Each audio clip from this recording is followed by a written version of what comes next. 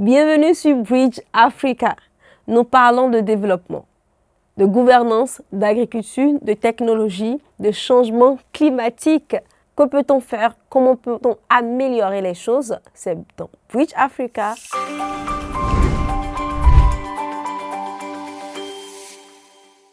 Let me know, why do you think climate change has to be a focus topic we have to talk about in Africa?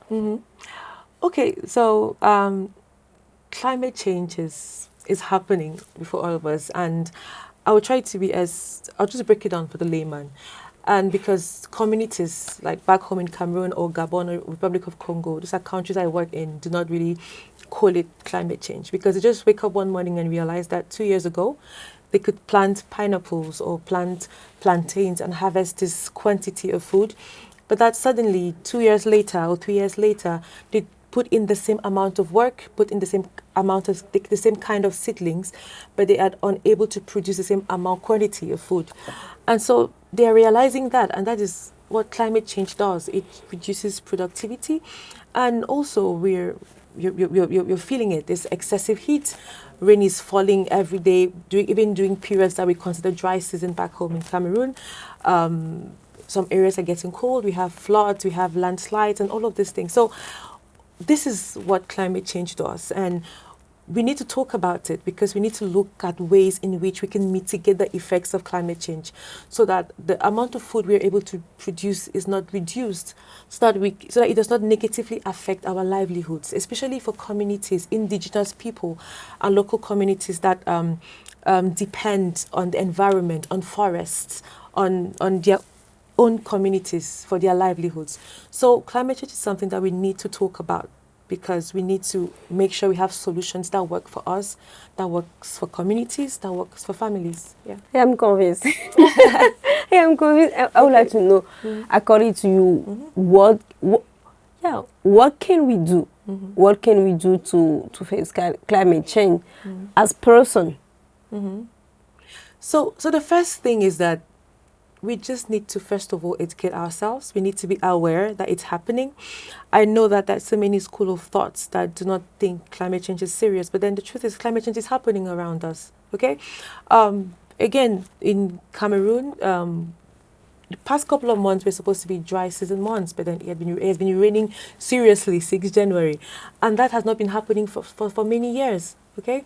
And you see how things are changing. So as an individual, the first thing you need to do is to educate yourself and be aware of what climate change is and how it's affecting you. Because if you're not aware, how can you mitigate? Is it our responsibility to be aware about that? Or people, those who are more conscious about it, they have to spread the information to help others to like share the information with parents, like in school, integrate the climate change, information in school, and to inform people. So someone who never never heard about it, how he can be aware about it? Okay, it is our collective responsibility. Great. Myself, including yourself, including the children in school, our collective responsibility. However, we are aware that there are a lot of people who experience the effects of climate change, but do not know that it is climate change. So because they do not know the name to call it, they don't know what it is, they don't know how to access the resources to help them mitigate this.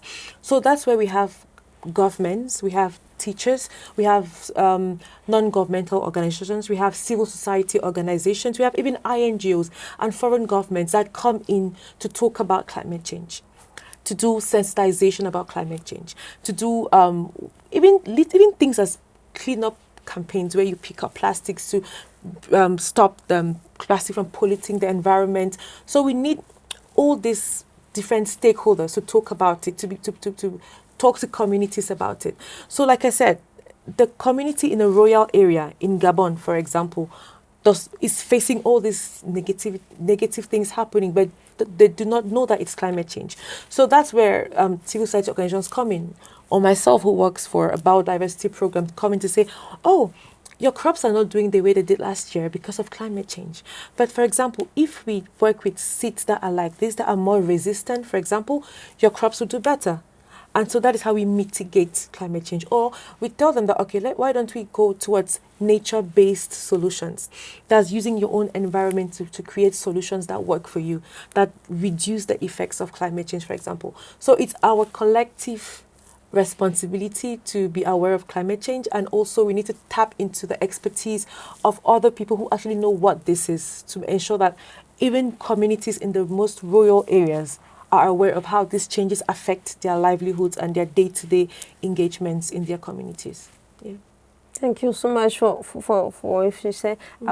Can you give us an example about what you have done about climate change that changed the life of people, and you like in your mind, like it shocks you and say, I have to continue talking about climate change. Okay, let me give you a small example. So I manage a program called the Biodiverse Landscapes Fund program, and it's a program that targets 3 core pillars. These pillars are people, climate, and nature. So people, basically, it's about providing people with alternative livelihoods. Okay, for example, a lot of communities depend on maybe hunting animals that are maybe almost extinct. I know that for a community to thrive, there must be a balance of fauna and wildlife and human animal interaction. There must be a balance, for example. So one of the pillars is people, helping people to have alternative livelihoods so that they can protect the environment, and it is sustainable not only for them but for the generations to come.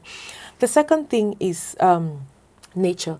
It's about protecting our environment, biodiversity, to ensure that the plants that we see today, other people can also benefit from it.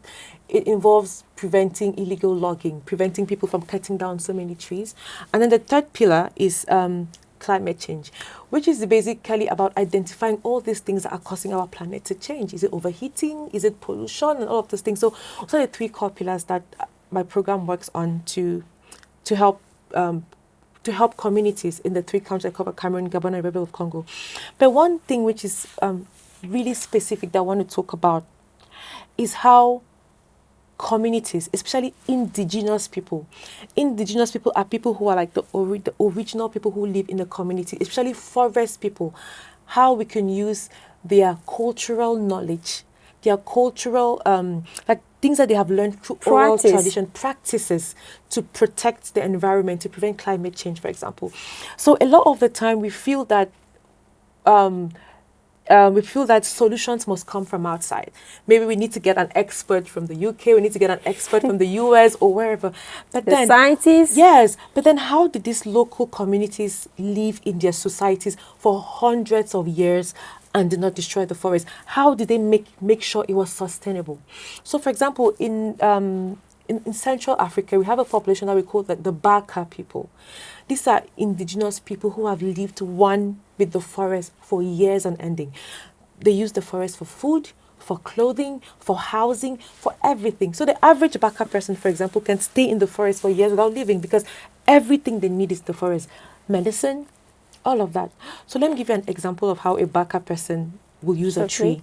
So if a Baka person wants to cut down one tree, they will use the roots for medicine, the leaves for clothing or building their houses.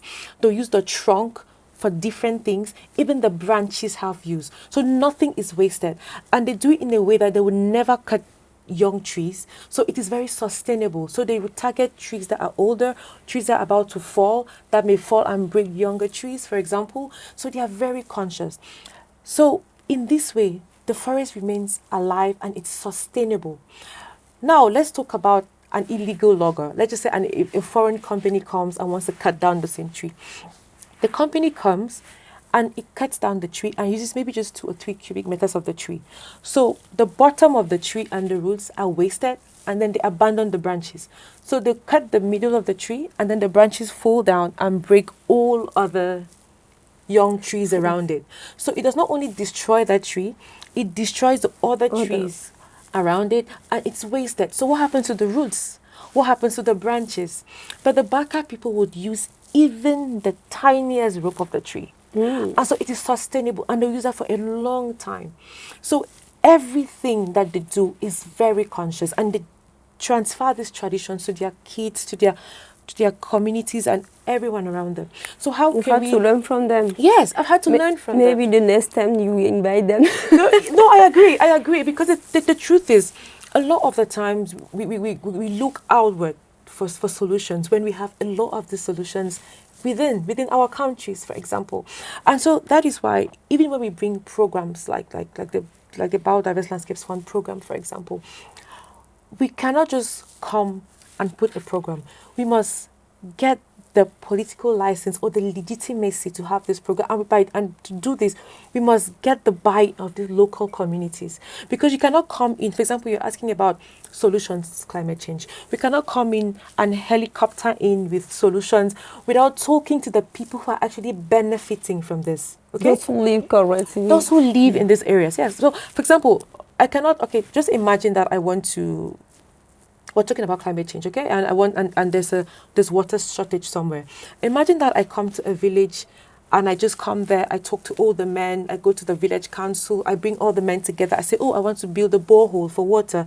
And I bring them together and I build a borehole. And then I realize that 1 year later, no one is using the borehole. And that's a big question. That's a big question, but why? But then you forget that the people who actually use water, who do the washing, the cleaning, the cooking, are the women. So you cannot go and meet men to build a borehole because they don't use it. You needed to talk to the women. And the women would tell you that if you put the borehole here, we cannot use it because our culture does not permit us to reach here. But if you talk to the men do not know because they do not use it, but they'll tell you that, oh, just do it there. But the women will tell you that, build a borehole like this, and if you do it this way, we can use it. And so you realize the borehole is being used for cooking, for cleaning, for everything.